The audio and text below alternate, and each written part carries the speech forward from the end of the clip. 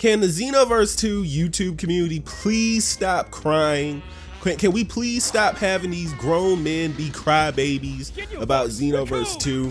What's up, guys? Perfection here, and I have to have a discussion about what's going on in the Xenoverse 2 community amongst the YouTubers and amongst the ranked players and other people that play this game on a regular basis, because I'm seeing a very inconsistent complaint from DLC to DLC. And now with Xenoverse 2, they've pretty much addressed this issue. And now you have all the crybabies still bawling their eyes out, even though they got exactly what they wanted. So what am I talking about?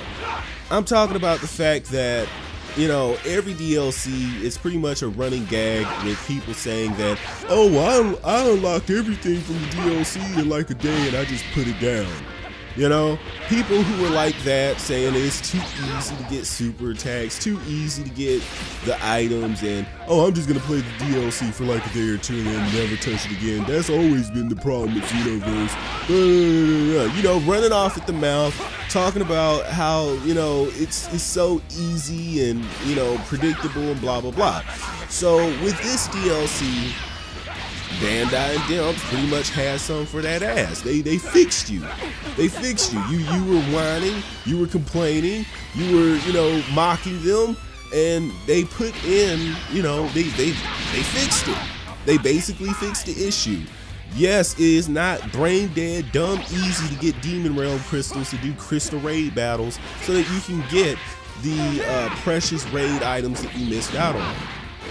I don't necessarily view that as a negative thing, because as a developer, your goal is to keep people playing your game. They achieved that. They didn't put it behind a paywall. They didn't have it pay to play or pay to win. They just made it grindy so that you would have to take more than a couple of hours getting their items. That's what a game is supposed to be.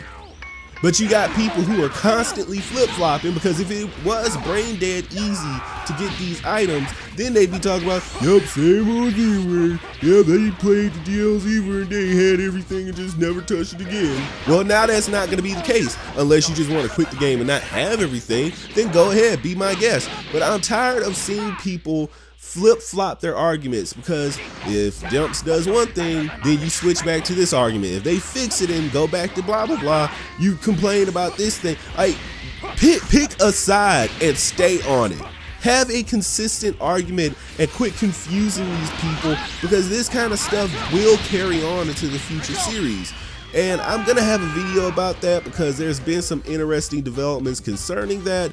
But as I was saying, this is the problem with the Xenoverse community.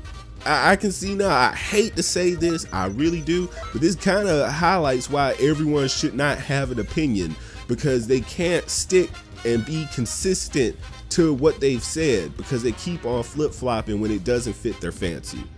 That's the problem with Xenoverse 2. That's the problem with this community. Now, am I saying that DLC Pack 8 is perfect? No, it's not. It has its flaws. It has its issues. I feel like the one issue, to me, the one core issue, was the fact that they took away the kick feature. And it's a double-edged sword. It's a two-pronged issue, because they didn't do it right, and people should have the option to have a kick feature in the game. Yes, there are people that abuse the kick feature. There's people that like to cherry pick weak opponents. I'm talking about Steedos, Cabby, and Burkle, that are really only complaining about the lack of a kick feature, because now they can't cherry pick weak ass opponents for their rank match videos whenever they do rank match footage. You know, they can't cherry pick weak opponents anymore. So now, you know, oh, ranked is just completely unplayable. Now, I did make a complaint about it, because I'm a type of person that I don't want weak players coming in my room. If I have 70k BP, or if I have 3k TP, I don't want someone with virtually nothing coming into my lobbies, because I'm not going to gain anything from that.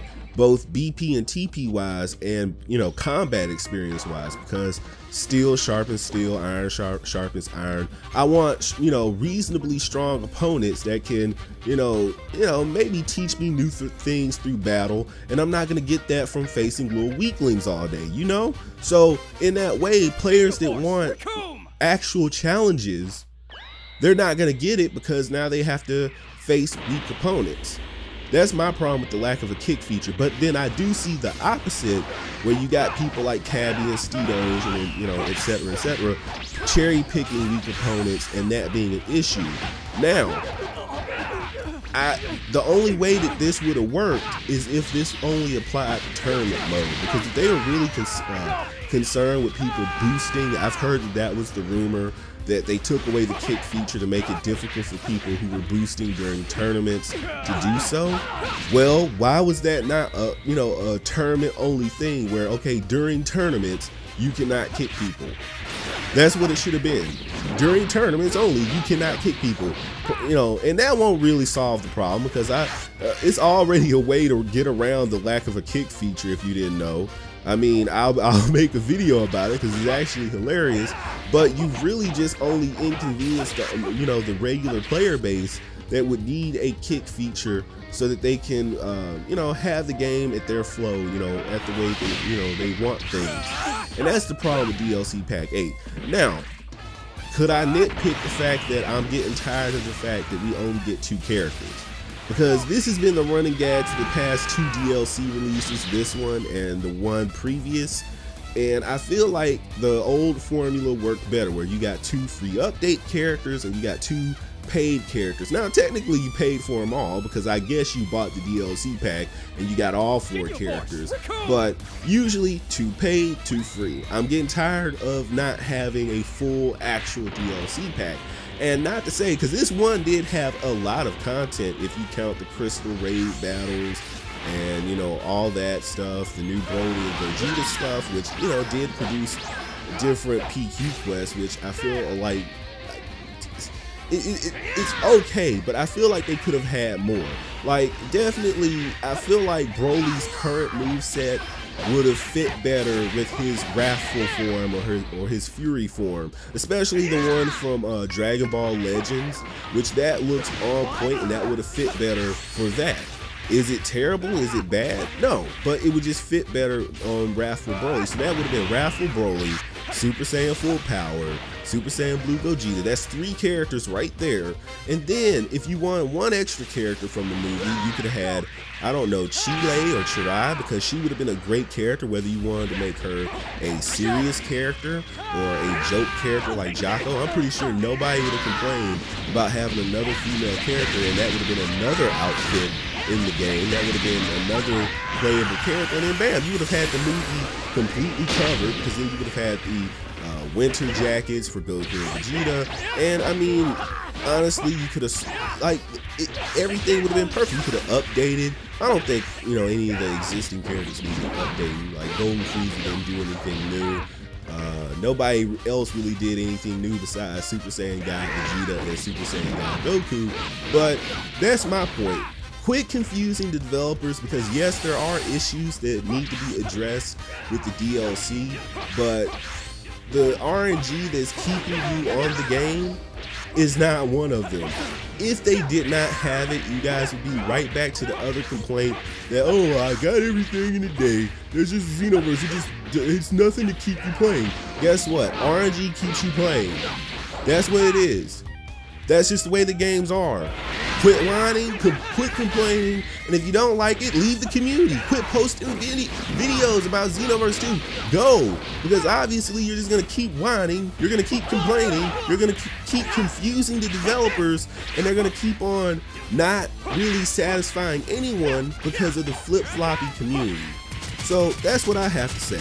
That's my stance on it, and honestly, some people are gonna agree with it and some people aren't gonna agree with it. I don't care. That's just my personal opinion, and it doesn't really change based upon who agrees or who doesn't agree. But let me know what you think in the comment section below. Of course, I've been your perfect being and #1 anime gaming and Dragon Ball channel on YouTube. Personally, again, I feel like Xenoverse 2 DLC 8 is okay if they had not done anything with the kick feature, or just made it only for the tournaments, and it would have been fine. But let me know what you think in the comment section below, because you might have a different opinion. Hit the subscribe button, click that notification bell, and support me over on Patreon or at the Streamlabs link down below, and I will see you in the next video.